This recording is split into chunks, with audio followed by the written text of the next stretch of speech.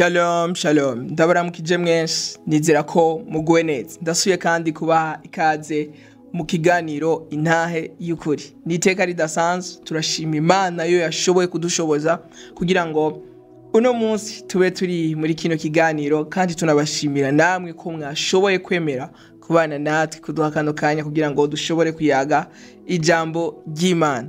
Hama nkuko mu biganiro biheruka, mu biganiro intahe y'ukuri vy'ubuheruka, twako turarabira hamwe turi mu cigwa turiko turarabira hamwe agaciro k'imigenderanire canke ubushobozi bw'imigenderanire.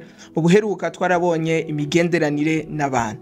Uno musi rero turabandaniriza aho nyene, turabandanya imigenderanire myiza n'abantu, kugira imigenderanire myiza n'abantu, kuko twarabonye ko imigenderanire ni ikintu gikomeye cyane, kirakomeye gusumba kugira abantu bagukunda canke kugira abantu bagaciro, baguha agaciro, bahereza agaciro ivyo ukora. Ni ikintu kinini cyane gifise agaciro gusumba kugira amafaranga, ko twarabonye ko hari ibintu vyinshi amafaranga atoguhereza nubwo buyafise. Hari igihe uba ukeneye abantu, kuko abantu barashaka gutuma uronka amafaranga, ariko si igihe cose amafaranga ashobora gutuma uronka abantu. Amafaranga arashaka kutazana abantu, ariko abantu barashaka kuzana amafaranga. Rero uno munsi tugira tubandanirize ngaho nyene, tuyage ku kintu bita tugira tuyage ibintu vyodufasha kubaka imigenderanire myiza n'abantu. Burya hari igihe umuntu abaho mu buzima ugasanga afise abantu benshi yita ko bamwanka, ngo jewe abantu ntibankunda, jewe ibintu ntibimeze neza. Ugasanga abantu bose barakwanka muri societe, nta muntu n'umwe mucana uwako. Ukavuga ngo urumva ngo mfise ibitero biva ku mugwanizi ngo abantu ntibankunda. Ugasanga ku kazi aka karahera akakaguma gahera, novuga muri nondwi uraronka akazi haciye imisi ukazubona barakwirukanye. Ukavuga ngo urumva ngo mfise ibitero biva ku mugwanizi. Rimwe na rimwe hari igihe usanga atari ibitero, ugasanga uno munsi uronse umugenzi ntimumarana kabiri, muba ubugenzi buba buheze. Ukavuga ngo urumva ngo jewe ngo abantu ntibankunda. Mu kibano mubayemwo usanga ababanyi bose barakwanka. Rimwe na rimwe hari igihe n'ivyo usanga ari ibitero biva ku mugwanizi. Ivyo sinabihaririye ko kenshi hari igihe usanga atari nuko ari ibitero vy'umugwanizi, ariko ari kubera ko umuntu hari ibintu bimwe yatekerezwa gukora mu buzima atakoze. Ugasanga umuntu agufashije uno munsi ntasubira kugufasha, kandi yarigeze kugufasha. Ugasanga umuntu mwacana wako uno munsi ejo ntasuye kubikora. Kandi ukavuga ngo urumva ngo Satani ngo yarugaye imiryango yose. Rimwe na rimwe iyo ubone abantu baguhindukiye bose umenga barakwanka, uzubanze kwanza uhindukire imbere yuko uta imihari kuri Satani, ubanze urabe yuko atari wewe. Kuko hari igihe usanga ubuzima bwawe buratuma canke ibintu uri kuragaragaza mu bantu bituma abantu bakwanga. Ukavuga ngo Satani niwe yabitumye.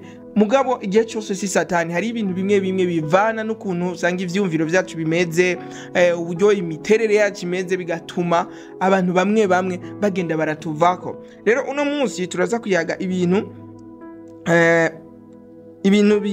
bike, turaza kuyaga bimwe mu bintu byo gufasha kugira ngo wubake imigenderanire myiza n'abantu. Kuko burya abantu hija mu mirongo twasomye ntashobora ngo kunda mugenzi wawe nkuko yikunda. Burya abantu bazogukunda babanje kwikunda. Rero igihe cyose wabaye novuga ati isoko kuri bo, isoko izana amahoro, isoko izana umunezero, isoko izana ubutunzi, isoko abantu bazogukunda bivanye n'ico uri kuraba sanira mu buzima bwabo.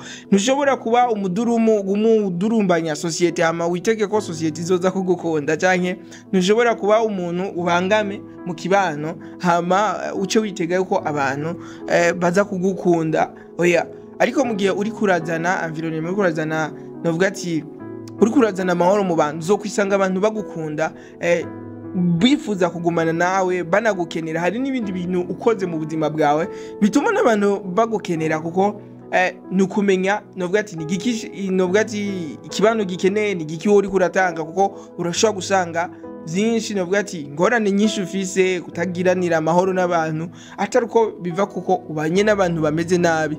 Nimba abantu mubana bashobora kubana neza hagati yabo, mugabo bageze kuri wewe batabana amahoro neza nawe, ugasanga kandi bose nta numwe abanyamahoro neza amahoro abanyamahoro nawe cumenye yuko vy'ukuri urakwiye kuraba neza mu nzira zawe yuko nta ngorane woba ufise. Rero uno munsi reka duhere ku kintu cya mbere cyo dufasha kugira imigenderanire myiza n'abantu. Ikintu cya mbere ni ukurengera ishari, ubuzima bw'ishari. Kino ni ikintu novuga ati cica imigenderanire. Reka ndaguha akarorero, iyumvire nk'uno munsi uri umunyeshuri wumvise ko mugenzi wawe mu byo akwifuriza ari uko wonanigwa kugira ngo agusumvye hama kugira agusumvye canke wokena kugira ngo agusumvye ubutunzi, wibaza ko wogumana uwo muntu nk'umugenzi? Inyishu ndabizi uza kuvuga ati oya, uwo niyo bari umugenzi wanjye. Rero ishari rituma wumva yuko abantu bose botera imbere ariko wewe ntibagusumvye. Rero igihe cyose wisanga uriko novuga ati ufise ishari mu buzima bwawe, wisanga udashobora kunezerererwa iterambere ry'abandi, ukazanga unezerererwa ukugwa kw'abandi. Iyumvire hamwe wowe uri mu ngorane novuga ati jambo ry'Imana ngo mubabare n'abababaye munezeranwe n'abanezerewe. Iyumvire mu gihe woba ufise ingorane mu buzima bwawe, hahandi nyine ukeneye umufasha, ukazibona umuntu araje araryohewe kubera ko waguye mu ngorane. Ndabizi yuko ubwo bugenzi niho bubandana. Ugiye gusoma muri mu migani igice cya 14 ku murongo wa 30 aravuga ngo umutima utekereje nibwo bugingo bw'umubiri. Umutima utekereje nibwo bugingo bw'umubiri, ngo ariko ishari ni kimangu mu magufa. Bene data, ishari ni ribi cyane. Ishari ni mu gihe wumva yuko abandi bantu bose ubabara iyo bateye imbere, uryoherwa iyo bari mu ngorane. Rero ubuzima bw'ishari mu gihe cyose ushaka no ati guhiganwa, wumva yuko ibintu byose bitegerezwa guhera iwawe, iterambere ryose wewe abantu bose bogira iterambere mugabo wewe wabanje kurigira, ukumva yuko ntushobora kuja ahantu atari wowe no ati ubaye umutegetsi muri ivyo bintu, no ati ntushobora kuja muri association atari wowe uri umushefu. Aho ibari ishari. Ishari rikubwira ko utegerezwa kurengera novuga ati kuba hejuru y'abandi bose. Rero mu gihe umuntu afise ishari yisanga ariko aratakaza abantu, kuko mu gihe ufise ishari ntuzosubira gukora ibintu nk'uko wategerezwa, ariko uzorikora kugira ngo ushobore guhiganwa n'abandi. Ivyo navyo uguhiganwa n'abandi ushobora no gusanga uri kurabagirira nabi, kuko abantu bafise ishari niba abantu arashobora no kukugirira nabi kugira ngo abone yuko vy'ukuri yagusumbije. Uno munsi ugiye kuraba abantu benshi baguma barira ngo amashano, ugasanga umuntu yogufashije ejo kubera ishari wamuhaye ishano, ejo ugasanga ego arapfuye mugabo wewe novuga ati kakazoza. Kuko uno munsi nimba novuga ati turiko turakora ikiganiro no munsi nuko dufise abantu bikimazi nka bamwebwe muri ko murakiraba, hamwe mutangura kutaraba kino kiganiro two kwisanga twonacika intege twonabihagarika, ariko kubera ko tubafise tubafata nkuko novuga ati muraba agaciro kadasanzwe. Rero hamwe twotangura kugira ishari ati nakayaguze telefone, iyo telefone nshasha nubwo wayiguze turabishimira Imana kuko izoterera kugira ngo mushobore kuraba kino kiganiro, ndetse naho mutonaraba kino kiganiro hari ibintu byinshi novuga ati muteye imbere natwe tuba duteye imbere. Rero ishari rikubwira yuko mugenzi wawe ateye imbere aragusumbije, ariko siko wategerezwa kuvyumvira. Igihe rero umuntu afise novuga ati ishari atanezerewe gutera imbere kw'abandi, yisanga ubucuti bugora kuriwe kuko yama yifuza inabi y'abandi. Ikindi kintu rero tuje ku kintu cya kabiri, cya mbere twabonye ko ari ukugwanya ishari. Igihe cyose ubonye ishari mu buzima bwawe, senga Imana ati Mana mfasha kino kintu sinshaka, ndashaka kugira ahantu nezerererwa ugutera imbere kw'abandi. Kuko umuntu afise ishari yisanga niyo n'uburozi buturuka. Rero umuntu afise ishari ntashobora kubaka imigenderanire ikomeye n'abantu, kuko nabo mufashije babandi bo mufashije kugira ngo ashobore gutera imbere, yisanga ariwe imbere, yisanga ariko arabagwanya. Ikintu rero cya kabiri gishobora kudufasha, icyambere twabonye yuko ari kurengera ishari, kubaho ubuzima atashari. Ikintu cya kabiri rero cyo dufasha kugira imigenderanire myiza n'abantu no gushima hajya n'ikintu kidasanzwe. Umuntu umwe niwe yavuze ngo merci, yamaze amapera yo kwa patiri, ngumwe yagiye kwa patiri aramanura amapera, ahejeje amwe ati patiri urakoze. Patiri aramubwira ati subira umanure kandi, avuyeyo aramubwira patiri kandi ngo urakoze. rero iyo ushimiye umuntu ni nko kumubwira ati burya narashimye nawe wonyongera n'ibindi ndacafise ikibanza cyo kubigira cyo ndacafise aho kubishira. Gushima ni ikintu gikomeye. Umuntu wese afise ikintu yaterereye mu buzima bwawe ni utarushoboye kugikora, nubwo wowe warushoboye kugikora, ni vyiza ko umubwira kumushimira, kuko gushimira umuntu n'urufunguruzo. Kuko iyo sinzi yuko mwe birashika ugasanga wafashije umuntu ico kintu wagikoze nubwo rimwe na rimwe nko mu gifaransa by'umuntu meyaza kubwira ngo donc nka umenga nacabaye naco vyamutwaye, ariko vy'ukuri hari umuntu usanga yaragufashije ikintu nawe ubwiwe asiga. Hari nk'umuntu agufasha ikintu atari kubera ko yarafise vyinshi, ariko kubera ko yabonye ko vyari bikenewe. Uwo muntu ugasanga umuntu yakuriye minerval, nta minerval wari kuronka, yakuriye inzu nta n'inzu wari kuronka, ntunamubwiye urakoze. Unabimubwiye nawe ukazamva murakoze en abréviation merekeze, donc ngo murakoze. Mukumusaba wamusavye nibi message vyinje, urabona bimeze uko, donc araguhaye ikintu ngwa cyangwa ugasanga umuntu araguhaye. Dufate hari nk'ikintu mpora nkunda kubona, ugasanga urandikiye nko mu oncle wawe cyangwa mu tantine wawe ari hanze cyangwa hirya no hino, wibaza ko yarafise amahera, nubwo atobari yani wibaza ko yarafise amahera, uwo musavye amafaranga wari witeze ko aza kuguhereza ibihumbi 20, wari witeze ko aguhereza ibihumbi 100, agwaye ibihumbi 20. Uciye ugenda aho kumubwira ngo urakoze ukacuja mu bantu ngo urumva ngo ujya muntu ngo nta kigenda, ntuzi ikiguzi vyamutwaye. Ego arashobora ko yagwaye bikeyi kuvyo wari witeze, ariko hari ikintu ayo mahera yaguhaye ntiyayatoye mwibarabara. Ayo mahera yaguhaye hari ikiguzi kanaka, hari ahantu kanaka yakuye, kandi azotegerezwa guhiga uburyo ayasubizamo. Niyo mpamvu ukwiye kumubwira urakoze. Gushima ni ikintu gikomeye cyane kandi tudakwiye kwirengagiza. Mu gihe wibagiye gushima, novuga ati mu gihe wibagiye gushima ni nkuko uba wibagiye icyakozwe cyose.